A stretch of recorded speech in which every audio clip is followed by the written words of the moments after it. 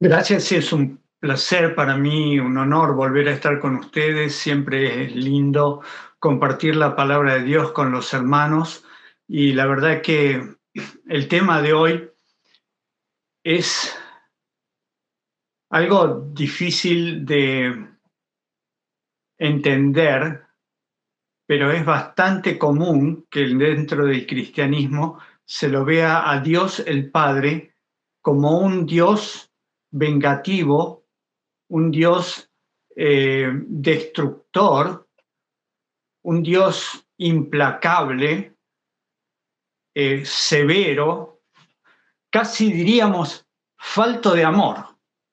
Esa es la estrategia de Satanás, presentarlo al Padre de esta manera.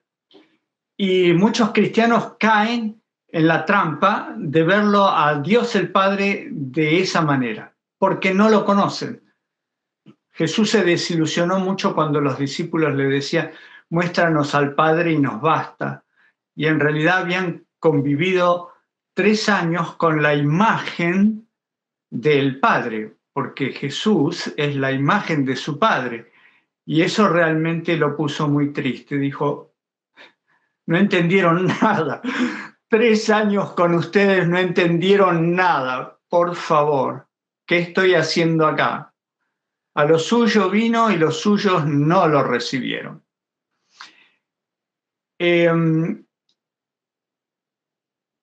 La doctrina de la Trinidad presenta a Dios en 3 personas. Estas 3 personas, dice la doctrina de la Trinidad, tomaron distintos roles a lo largo de la historia de este mundo.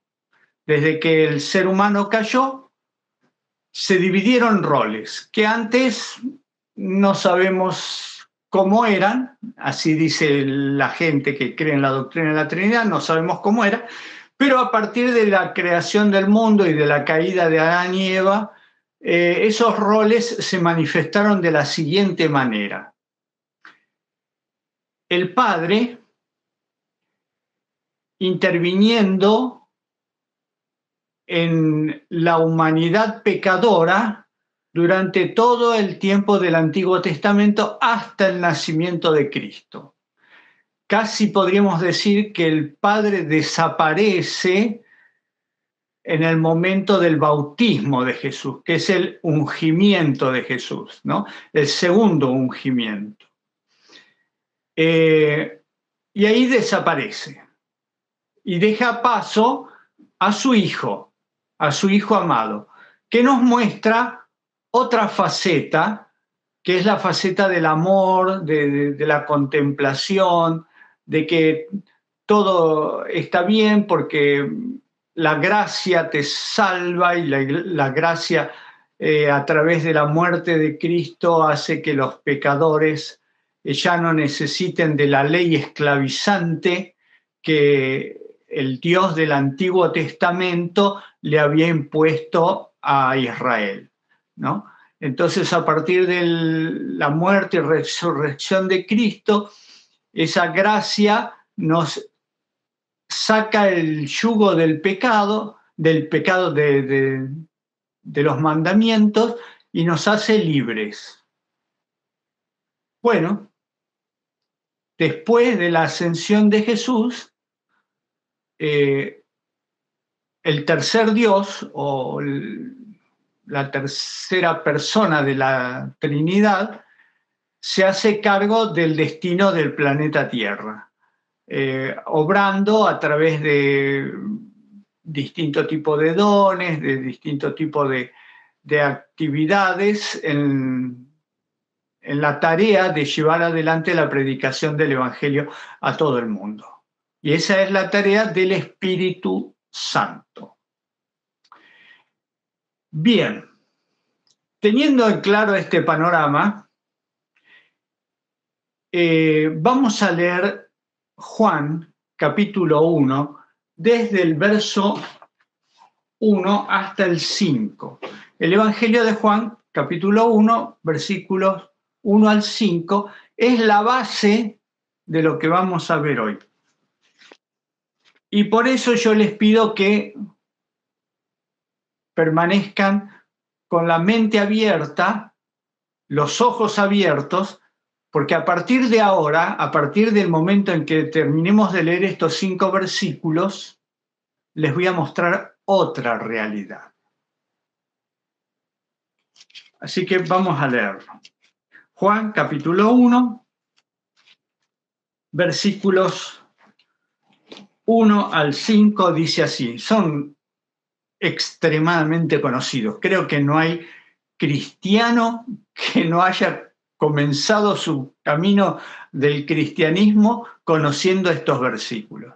Son básicos, pero los vamos a leer porque hay algunas cosas que a veces se nos pasan.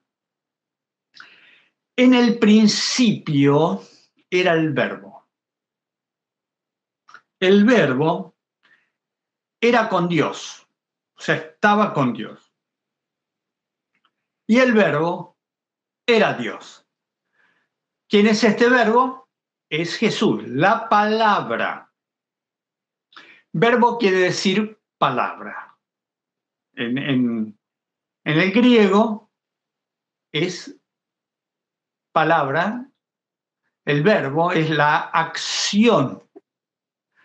Por favor, mediten un momento en lo que les estoy diciendo porque esto es fundamental para lo que vamos a ver dentro de 2 minutos. Por favor, piensen en esto. Palabra, acción. La palabra da acción. Jesús es la palabra, estaba en el principio con Dios y es Dios. Bien. Este era en el principio con Dios. Este estaba en el principio con Dios, versículo 2. Vamos avanzando. Versículo 3. Todas las cosas por Él fueron hechas, y sin Él nada de lo que ha sido hecho fue hecho. Cuando dice todas, ¿a qué se está refiriendo? ¿A solo el planeta Tierra o a todo lo que existe en el universo? Porque todo, la palabra todo o todas, es una palabra que abarca todo, es una palabra absoluta, es un término absoluto, abarca todo, igual que nada. Nada es un término absoluto y todo es otro término absoluto. Así que podemos inferir sin ningún problema que cuando dice todo fue creado por Él, está hablando de todo lo que existe en el universo. ¿Por qué? Porque vean el versículo 4. En Él estaba la vida, y la vida era la luz de los hombres. Vida, luz, son 2 palabritas que tenemos que mantener en nuestra mente. Ya son varias las palabritas que tenemos que tener en la mente. O sea que conocemos estos 5 versículos, pero a veces no le prestamos atención a lo que dice. Les prometo que se van a sorprender a partir de ahora. Versículo 5. La luz en las tinieblas resplandece y las tinieblas no prevalecieron contra ella. O sea, la luz disipa las tinieblas. ¿Quién es la luz? Cristo, Jesús, la palabra, el verbo, la acción, el creador de todas las cosas.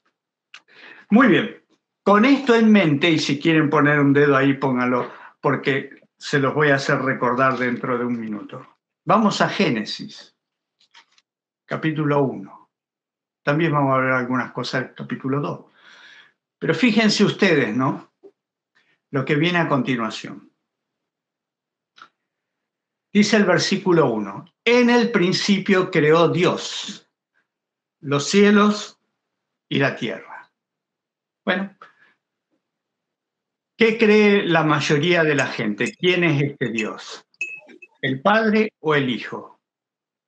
La mayoría de la gente cree que este es el Padre. Pero Juan, capítulo 1, dice que es el Hijo. Pero ahí dice Dios. Sí, pero Juan capítulo 1, los versículos también dice que Jesús es Dios. Así que este Dios que aparece aquí, creador, es el Dios llamado Jesús, Cristo. Pero fíjense un poquito más. La tierra estaba desordenada y vacía y las tinieblas estaban sobre la faz del abismo. Las tinieblas, recuerden que el versículo de Juan decía que la luz de Dios disipa las tinieblas, la luz del Verbo, la luz de Cristo disipa las tinieblas.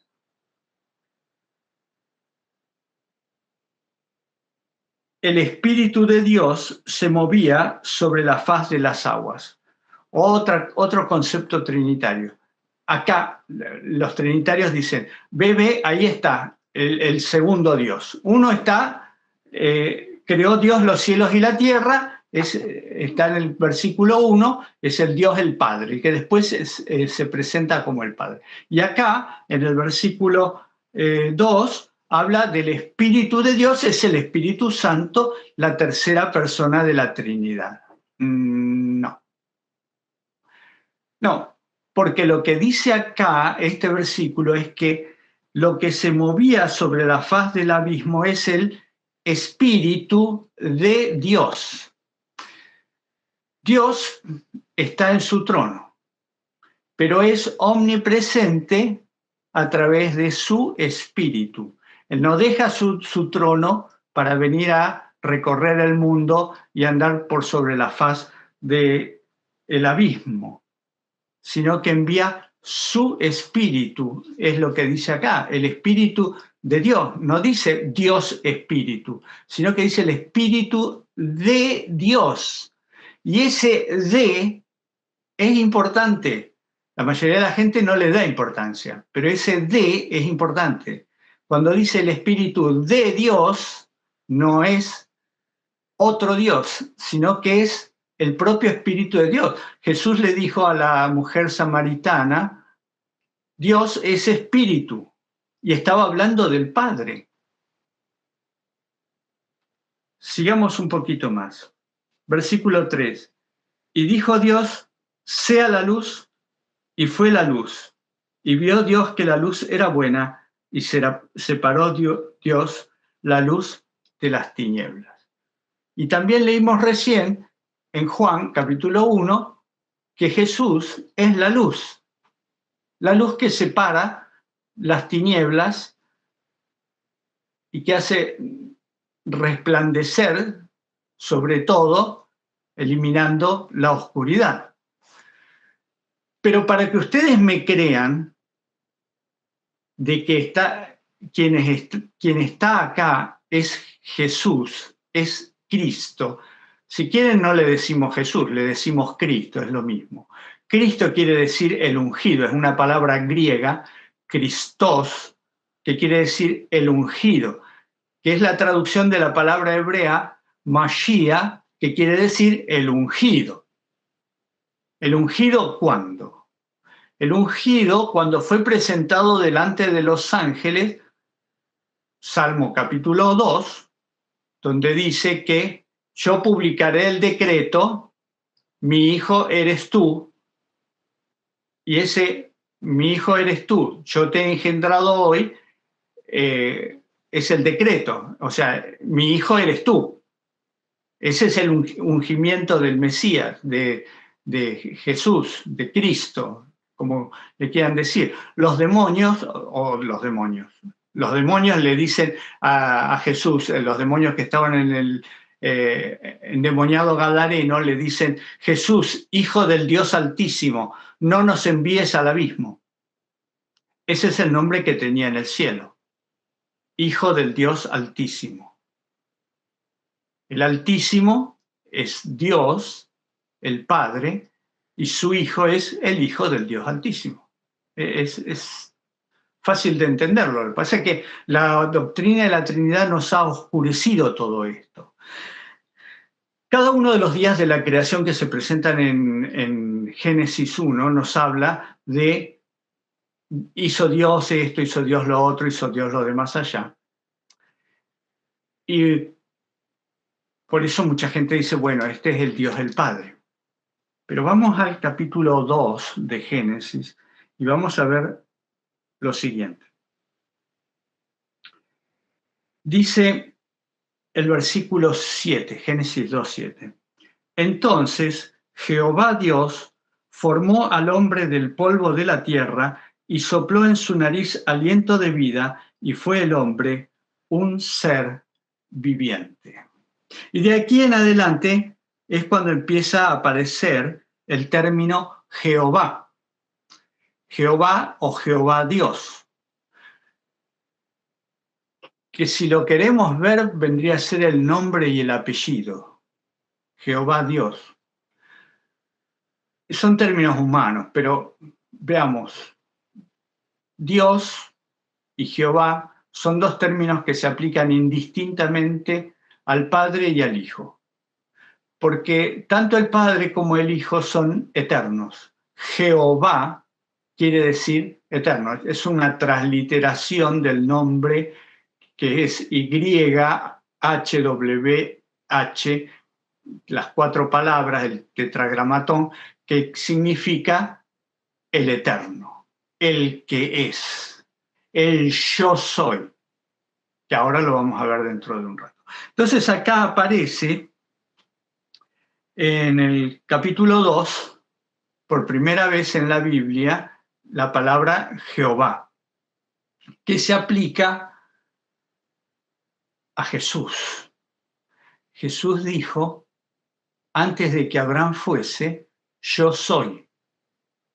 O sea, él se adjudicó ese nombre a sí mismo. El yo soy es Jesús, Jesús lo dijo. Él no miente, él no miente, él es el yo soy, él es el Jehová, él es el que se le apareció a Moisés como la zarza ardiente, no es el Padre. En la relación entre las criaturas y el Creador, Jesús, Cristo, es el que aparece siempre.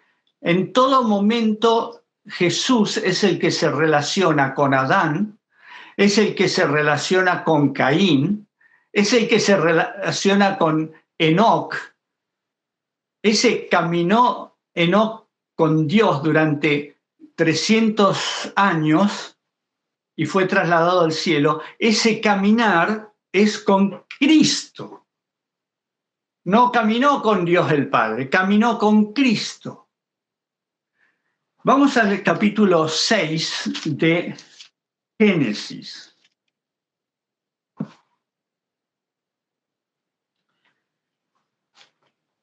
Capítulo 6, versículo 5 y 6. Vio Jehová que la maldad de los hombres era mucha en la tierra y que todo designio de los pensamientos del corazón de ellos era de continuo solamente el mal. Versículo 6, se arrepintió Jehová de haber hecho el hombre en la tierra y le dolió en su corazón. Este arrepentimiento, esta palabra arrepintió, no es el arrepentimiento de los seres humanos de cuando uno comete una falta o tiene algún problema que me arrepiento. No es un término equivalente. Es una mala traducción, como muchas veces hay malas traducciones, porque no siempre se encuentra la palabra adecuada, pero el Señor sabía lo que iba a pasar, sabía que el accionar de Satanás iba a transformar el planeta en esto. Entonces, lo que está diciendo acá es que lamentó lo que estaba pasando, como un padre que permanentemente le dice a sus hijos, no hagas esto, no hagas esto, no hagas esto, y el hijo lo hace. Y el padre lo lamenta y lo dice en el mismo versículo, le dolió en su corazón. No se arrepiente de haber engendrado a ese hijo, pero lamenta que ese hijo no escuche las advertencias, y esa es la relación de lo que acaba de pasar acá. Entonces Jehová le habla a Noé y le dice, dentro de 120 años voy a destruir el planeta si no se arrepienten. Y acá vemos la primera vez que el Dios del Antiguo Testamento se transforma en un Dios destructor. Y esto es una de las cosas de las cuales se agarran los que creen en la Trinidad y creen en esto para decir, ven, el Dios del Antiguo Testamento era vengativo, era destructor, no le importaba destruir a una humanidad de miles de millones y millones de personas, niños, ancianos, cualquiera, no importa. Hay que destruirlos a todos. No es un Dios de amor. ¿Cómo no va a tener amor por los niñitos, por toda esa generación de niños, mujeres, ancianos? Tal vez los hombres eran malos, pero los niños también. Bueno, lamento decirles que sí. Lamento decirles que la semilla que esos padres perversos habían sembrado alcanzaba hasta sus hijos. Mandamiento dice, hasta la tercera y cuarta generación de los que me aborrecen, los va a alcanzar la maldición. Y es lo que pasa permanentemente en nuestros días. Personas que juegan con su salud y que destruyen su salud desde muy jóvenes. Cuando tienen hijos, sus hijos heredan fallas que les terminarán trastornando la vida a esos hijos por lo que hicieron los padres. Tal vez los hijos no van a tener ninguna culpa. Yo tengo un hermano de iglesia cuyos padres eran muy, muy bebedores, ambos. Tomaban mucho. Ese fue el ejemplo que le dieron a los hijos. Y varios de los hijos salieron con problemas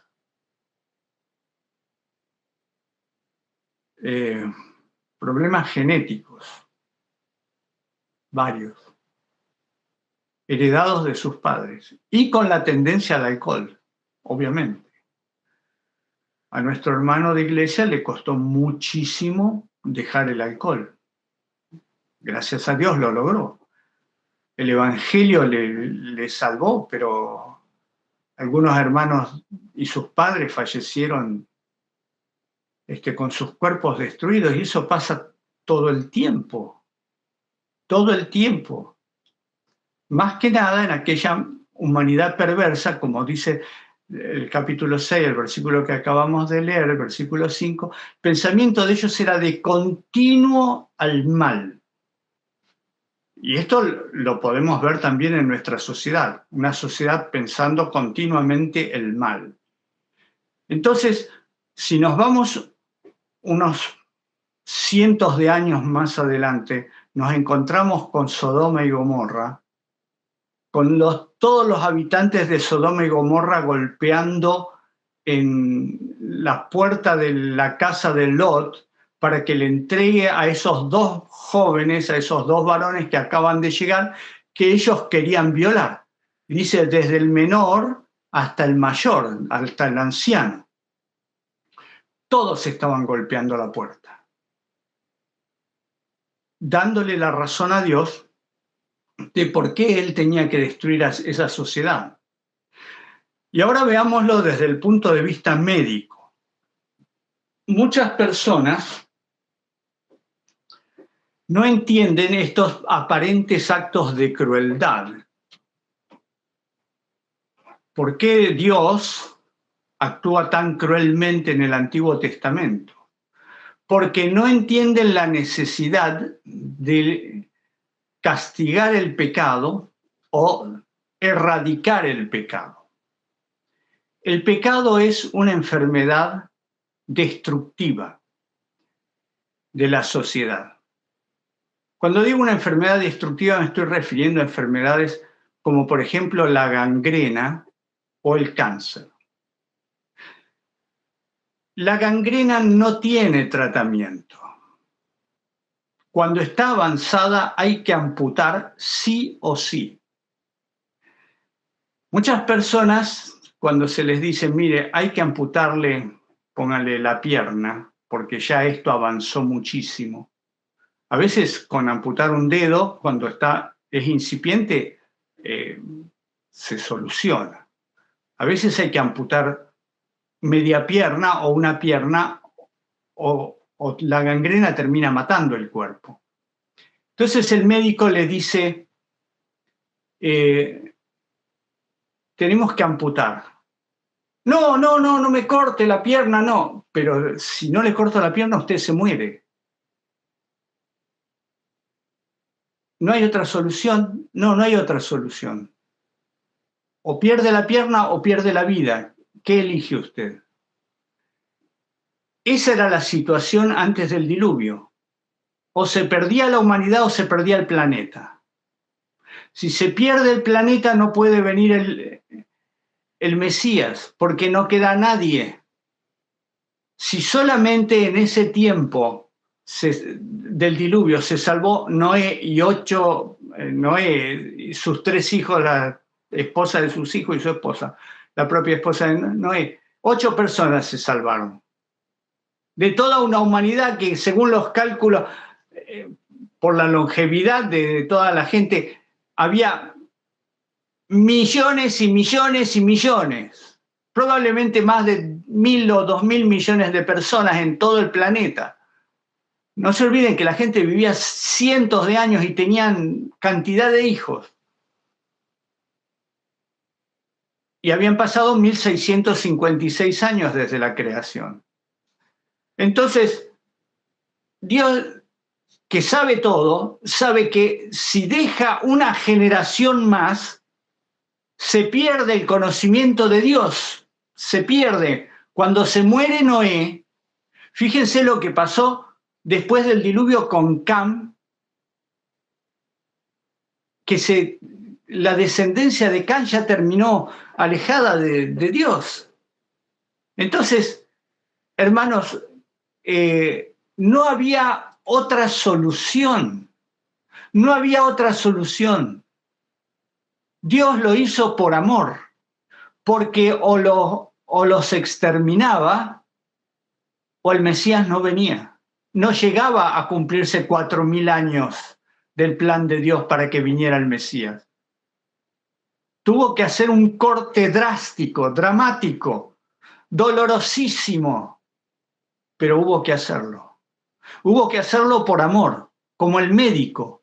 El médico no odia al paciente y por eso le quiere cortar una pierna. Lo ama, o por lo menos trata de salvarle la vida. De la misma manera ocurrió con Sodoma y Gomorra. O Dios exterminaba Sodoma y Gomorra o el cáncer de esas ciudades se iba a extender por todo Canaán. Iba a terminar destruyendo a toda esa sociedad antes de que Abraham tuviera toda la descendencia que Dios quería que tuviera para poseer la tierra. No se olviden ustedes que cuando salen de Egipto eran 2,5 millones de personas. Cuando se destruyó Sodoma y Gomorra, Abraham tenía 2 hijos, 2, Isaac e Ismael. Y de los que iban a seguir el camino, solamente Isaac. Isaac no tenía descendencia. En realidad Isaac todavía ni había nacido, pero fíjense ustedes, con mayor necesidad. Isaac nació después de la destrucción de Sodoma y Gomorra.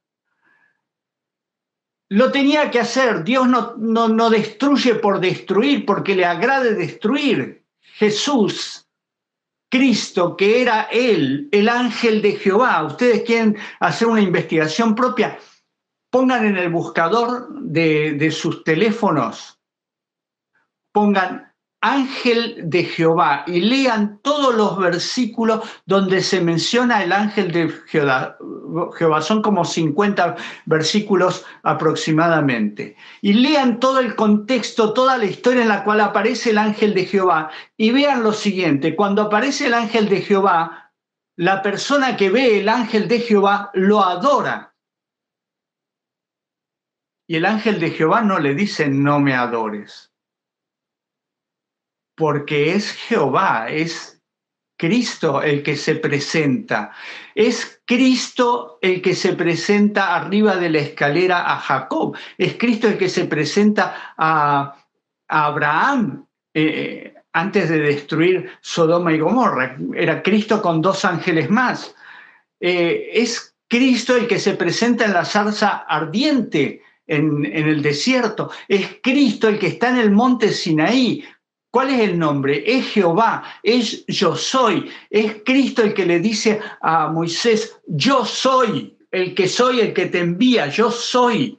Y Jesús dice, antes que Abraham fuese, yo soy. O sea, Él era el que aparece en todas esas partes. Ese es el que se le aparece a Josué, es el que se le aparece a Gedeón, es el que se le aparece a Manoa, al padre de Sansón. Se aparece muchas veces. Es Él el que tiene contacto con los seres humanos a través de todo el Antiguo Testamento porque son su creación. Son sus hijos. Nosotros somos los hijos de Jesús. Por conexión directa, somos también hijos del Padre Celestial, porque el Padre es el Padre de Jesús. El Padre Celestial es Padre, y a Jesús también le decimos Padre. ¡Qué confusión! ¡Qué confusión en nuestro idioma español! Pero en el idioma hebreo no es confusión. Padre en el idioma hebreo significaba abuelo, bisabuelo, tatarabuelo, recontra tatarabuelo, lo que sea. No había palabra para eso, era padre de fulano, padre de sutano. Véanlo en Mateo, muchas listas de nombres aparece el padre de fulano, el padre de sutano, y está hablando del abuelo, el tatarabuelo, etcétera, etcétera. Y Jesús mismo, cuando se presenta, dice, yo soy Jehová, el Dios de Abraham, el Dios de Isaac, el Dios de Jacob, Dios de tus padres. En inglés, tal vez es un poco más fácil entender estos dos padres, ¿no? Porque Jesús es nuestro Padre y el Padre Celestial, el Padre de Jesús, es nuestro gran Padre. Grandfather, Father, es el gran Padre, porque es el Padre de todos, incluido de Jesús. Jesús es nuestro Padre. Así que si alguien dice, bueno, en el Antiguo Testamento estaba el Padre, sí, estaba el Padre, era Jesús, nuestro Padre, el que tenía toda la relación con nosotros. El que dio los 10 mandamientos es Jesús. Por eso cuando Jesús dice, si me amáis, guardad mis mandamientos, está hablando de los mandamientos que Él dio. Es más, vamos a buscar algo para convencer a la gente de que los mandamientos de Jesús son los mismos del Sinaí. Vamos a Mateo capítulo 5.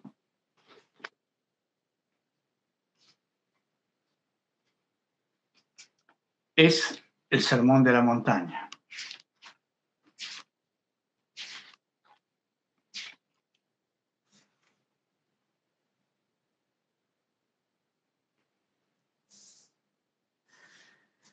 Vamos al versículo 21. Mateo 5, 21. Oísteis que fue dicho a los antiguos, no matarás, y que cualquiera que matare será culpable de juicio. ¿Quién le dijo a los antiguos no matarás? Jehová, en el monte Sinaí, en la ley, dice, no matarás. Ahora fíjense lo que dice Jesús. Versículo 22. Pero yo os digo que cualquiera que se enoje contra su hermano será culpable de juicio, y cualquiera que diga necio a su hermano será culpable ante el concilio, y cualquiera que le diga fatuo quedará expuesto al infierno de fuego. ¿Qué está haciendo Jesús? ¿Agregando un nuevo mandamiento o explicando todo lo que abarca el mandamiento que él dio en el Sinaí? Vamos al versículo 27. Oísteis que fue dicho, no cometerás adulterio. ¿Dónde lo dice eso? También en la ley que está clavada, que fue clavada en la cruz, no, que fue dada en el monte Sinaí. Dice, yo os digo, versículo 28, que cualquiera que mira a una mujer para codiciarla, ya adulteró con ella en su corazón. O sea, amplía más el concepto de pecado. ¿Por qué? ¿Por qué se toma Jesús esos atributos de ampliar los conceptos simples, lineales, de dos palabras, no matarás, no cometerás adulterio, que están en la ley del Sinaí? ¿Por qué? Porque esa ley la dio él. Esa es la intención de la ley. Cuando Jesús dice, si me amáis, guardad mis mandamientos, se está refiriendo a esa ley también, a la ley del Sinaí. Pero los que no quieren obedecer la ley de Dios dicen, no, está hablando de algo simple como es amar a Dios sobre todas las cosas y a tu prójimo como a ti mismo. Es así de simple. No, no es así de simple. Jesús mismo lo está diciendo. Jesús mismo lo está diciendo. Está ampliando, el mandamiento es más amplio. El Señor, cuando dice amar a Dios sobre todas las cosas y a tu prójimo como a ti mismo, está resumiendo, pero es mucho más amplio. También hay otro término que aparece en el Antiguo Testamento que no es bien comprendido de quién está hablando cuando dice Jehová de los ejércitos. Vamos a buscar dos textos. Jehová de los ejércitos hay como 200. Pero vamos a buscar dos textos porque no me leí los 200, pero estuve leyendo muchos y en la mayoría es difícil identificar quién es Jehová de los ejércitos. Pero en estos dos textos que les voy a proponer ahora, aparecen dos Jehová. Y entonces podemos saber que uno es el Padre y el otro es el Hijo. Vamos a buscar entonces Malaquías 1:9.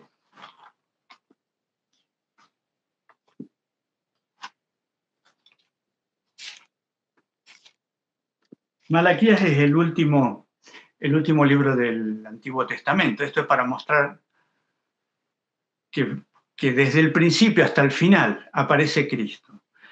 1:9 dice así: ahora pues, orad por el favor de Dios para que tenga piedad de nosotros. ¿Quién es este Dios? Vamos a ver. Pero, ¿cómo podéis agradarle si hacéis estas cosas? Dice Jehová de los ejércitos. O sea, ¿quién le está hablando al pueblo de Israel diciéndole, orad a Jehová, orad a Dios para que tenga piedad de nosotros? ¿Quién lo está diciendo? Lo está diciendo Jehová de los ejércitos. O sea, acá tenemos dos. Oren a Dios, se lo está diciendo Jehová de los ejércitos. O sea, vemos a dos. Pues si no diría, oradme a mí. Si Jehová de los ejércitos fuera Dios el Padre, diría, oradme a mí para que yo tenga compasión. Pero está diciendo, orad por el favor de Dios para que tenga piedad, pero ¿cómo podéis agradarle si hacéis estas cosas? O sea, oren para que tenga piedad, pero a la vez tienen que cambiar. Vamos a buscar Zacarías 8:21. Zacarías 8:21 está al lado.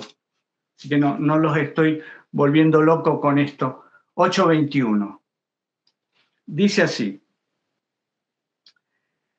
y vendrán los habitantes de una ciudad a otra y dirán, vamos a implorar el favor de Jehová y a buscar a Jehová de los ejércitos, yo también iré. ¿Prestaron atención? Acá hay dos Jehová.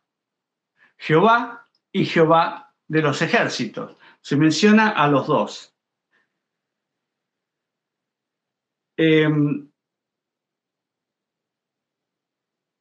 El versículo 14 también nos da una visión más o menos similar. Dice así: porque así ha dicho Jehová de los ejércitos, como pensé haceros mal cuando vuestros padres me provocaron a ira, dice Jehová de los ejércitos, y no me arrepentí. ¿No? Está hablando de que Jehová de los ejércitos es el que estuvo en los momentos de apostasía en relación con el pueblo de Israel. Así que acá nos muestra que Jehová de los ejércitos es Cristo. Y en el versículo 21 habla de dos Jehová, un Jehová y el otro Jehová de los ejércitos. Dos Jehová. Es sencillo. Algunos dirán, es confuso. Sí, es confuso cuando los dos personajes tienen el mismo nombre, porque Jehová es el Eterno. Y podríamos decirle a uno Dios y a otro Jehová, pero los dos son Dios. No importan los atributos, no importan los nombres que le pongamos, son el mismo, excepto cuando se nombra al Cordero de Dios que quita el pecado del mundo, ineludiblemente es Cristo. Por eso Jesús, Cristo, tiene muchos más nombres que Dios el Padre. El Padre tiene el nombre de Jehová, Dios y el Padre. Jesús, admirable consejero, Él es la puerta. Dice, yo soy la puerta, yo soy el camino, yo soy la verdad. Jesús se presenta con muchos más nombres para que podamos identificar, ¿no? Y bueno, se nos terminó el tiempo. Hay mucho más que podemos decir con respecto a esto, pero lo que quiero dejar en claro es lo siguiente. Dios es amor. El Dios del Antiguo Testamento es amor. El Dios del Nuevo Testamento es amor, porque es el mismo Dios. Nuestro Señor, nuestro Creador, nuestro sustentador, lo vemos en el libro de Juan, en el Evangelio de Juan, lo vemos en Génesis. Es el mismo. Y cuando tuvo que destruir, lo hizo porque el ser humano no le dejó otra opción. Es más, cuando él tenía que destruir, muchas veces ni siquiera era Dios el que destruía, sino que permitía que Satanás destruyera. El objetivo de Satanás es destruir todo el planeta Tierra. Él quiere destruir hasta la última hoja de árbol del planeta Tierra. Todo. ¿Por qué quiere destruir el planeta Tierra? Porque antes de que perteneciera a Jesús, que lo ganó en la cruz, pertenecía a Satanás. Y antes de pertenecer a Satanás, pertenecía a Adán y a Eva. Adán y Eva se lo entregaron a Satanás y Satanás lo prácticamente destrozó durante todos los años, hasta el día de hoy lo sigue destrozando, con la intención de que la promesa de Dios no se cumpla. Si no hay planeta Tierra, no puede venir el Mesías. Eso era antes de que viniera. Y después que vino y derrotó a Satanás y Dios, Cristo quedó como dueño de este planeta, Él quiere destruir la propiedad de Cristo para que no venga a reclamarlo como propio. El objetivo de Jesús es cumplir un plan que es desde la eternidad. Este plan fue planeado antes de la creación del mundo. Y ese plan es formar nuevamente la hueste celestial con los redimidos de este planeta, con los hijos de Adán y Eva.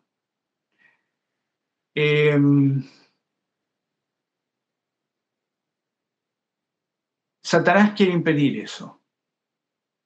Satanás no quiere que haya suficientes redimidos para completar el número. Por eso quiere destruir el planeta, para que Jesús no venga a reclamarlo como suyo. Arruinar el plan de Jesús. Ese es su objetivo. No importa a quién tenga que matar. Él mata a los suyos, él mata a los de Jesús. La rebeldía de Satanás se plasma en la humanidad hoy en día. Los demonios son los que destruyen, pero el Señor lo permite y asume la responsabilidad. Y alguien dirá, bueno, pero en el planeta Tierra, cuando fue destruido por el diluvio, fue Dios el que lo destruyó. Sí, hay otras implicancias que ahora no tengo tiempo de desarrollar, pero es probable que Dios conociera lo que estaba por pasar y no lo impidiera. Hay fuerzas en la naturaleza de las cuales Dios aprovecha para realizar sus planes. Es un tema un poco largo, pero no lo voy a tocar ahora. Pero los cielos cuentan la gloria de Dios, los astros, las estrellas, los cometas, los asteroides, todo está dirigido por Dios. Y todo está en las manos de Dios. Así que cuando ocurre algo malo, es porque Dios lo permitió. Y cuando ocurre algo bueno, es porque Dios también lo permitió, para que así se haga. Confiemos en que, puestos en las manos de Dios, siempre nos van a ocurrir cosas buenas. Aun cuando tengamos que morir, puestos en las manos de Dios, aún eso va a ser algo bueno. Y yo quiero decirte, confía en el Dios del Antiguo Testamento porque es el mismo que murió por ti. Él amó a la humanidad anterior y les dio tiempo a los antediluvianos, le dio tiempo a los sodomitas, le dio tiempo a los cananeos, le dio tiempo al pueblo de Israel para que se arrepienta. Siempre tuvo que trabajar con remanentes, porque la mayoría se iba detrás de Satanás, igual que hoy. Pero te llamo a ti y te digo, ¿no quieres formar parte de ese remanente? ¿No quieres formar parte de un grupo que confía tanto en el amor de ese Dios que está dispuesto a avanzar, como viendo al invisible con los ojos cerrados, tomados de las manos de aquel que fue clavado en un madero? De aquellas manos que fueron clavadas en un madero para redimirte a ti y a mí. Tómate de esas manos.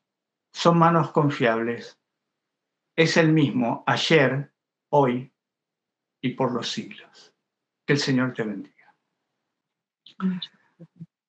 Amado Señor nuestro, Padre nuestro, Redentor nuestro, gracias por demostrarnos a lo largo de la historia que te interesas por nuestras necesidades. Amén. Gracias por mostrarnos tu paciencia, aún con aquellos que hacían lo malo permanentemente, los esperaste, pero ellos no se arrepintieron.